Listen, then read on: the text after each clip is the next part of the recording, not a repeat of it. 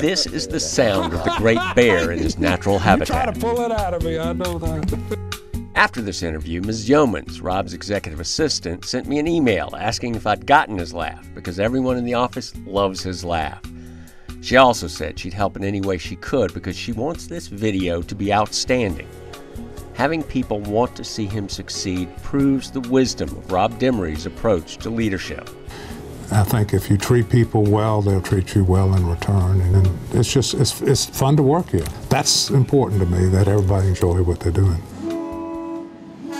But fun alone does not a great company make.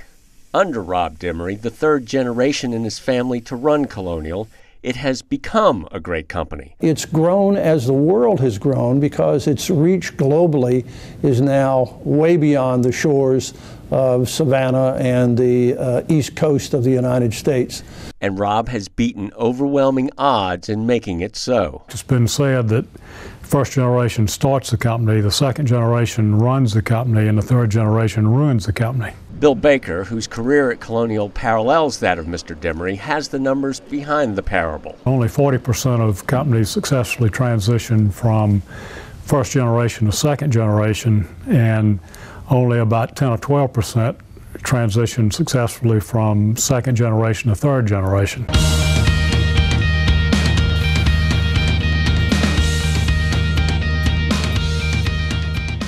While 90% of family businesses fail in the third generation, the Colonial Group has flourished while competing in the petroleum industry with the biggest companies in the world. He's truly diversified in it. Frank Brown, company CFO, has numbers that testify to the vision of the CEO. It has grown from about a $250 million in revenue company to one that's this year will be well over $5 billion in terms of revenue.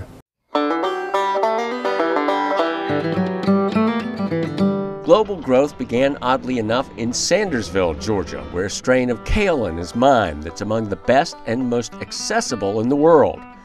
Getting that product to market was Rob's first foray into diversifying the company. Handling kaolin in silos like that had never been done before. And the size facilities that we were proposing to put in, all with the loading speed that we had to put in. It dawned on me then, I said, what if that doesn't, the kaolin doesn't come out?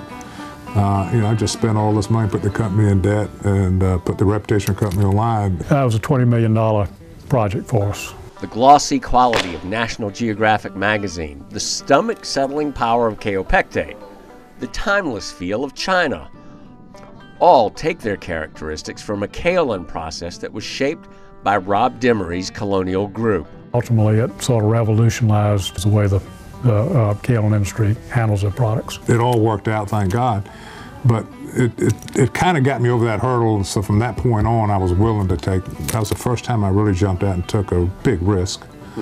And back then big dollars, and so I think that was the moment that I realized that I could accomplish things by stepping out and doing different things. So from that point on we started, I guess, really starting growing the company after that.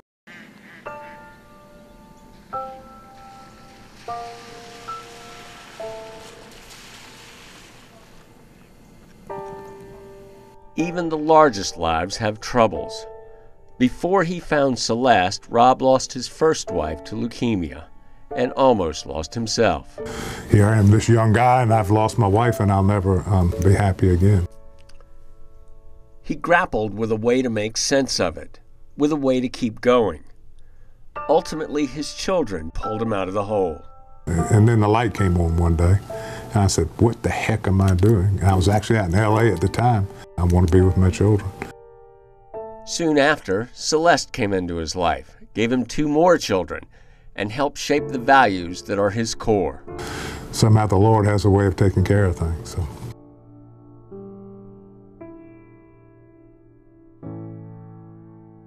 Good morning, and I am Andreas Baker. I thought a lot about it, and I want to have my own business with delivery.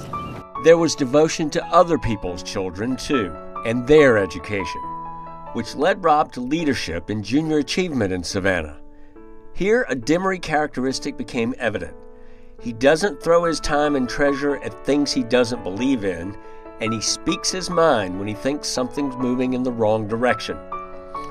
Junior achievement was being poorly managed from out of town, he thought, so out of town he went. All of a sudden he leaned up and put his arms on the table and said, "This is going to stop. This isn't going to be this way anymore." And that was the end of it. Sometimes you got to be eyeball to eyeball. You got to sit and have that conversation.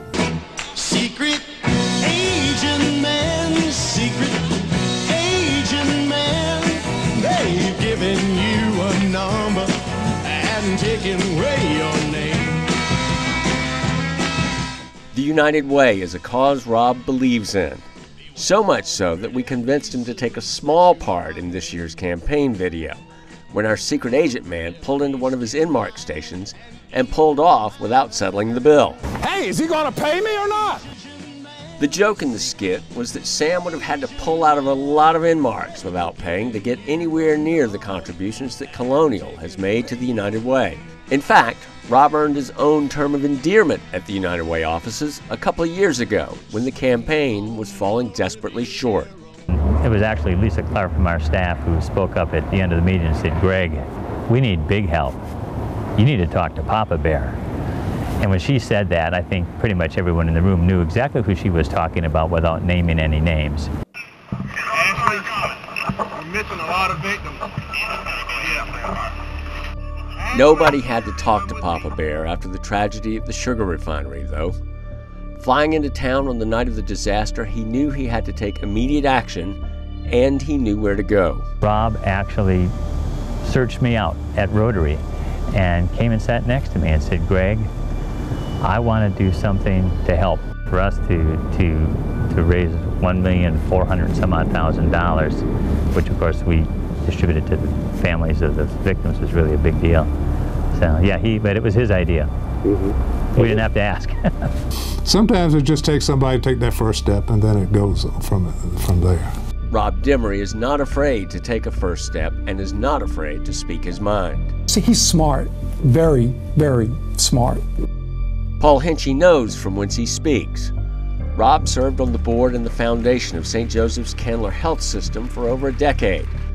The signature achievement of that period was the successful completion of the Nancy and Curtis Lewis Cancer Center. Took a lot of study, and he was undaunted about that and spoke to the need to have that in this community. He knew Mr. Lewis quite well and had multiple conversations with Mr. Lewis, and he was straight as an arrow on doing that. We as a board made a difference. You know, we stress quality, and we're always thinking about the patient and the doctors too, because it's a private practice hospital. But it's, you feel satisfied at the end of the day that you've helped other people's lives.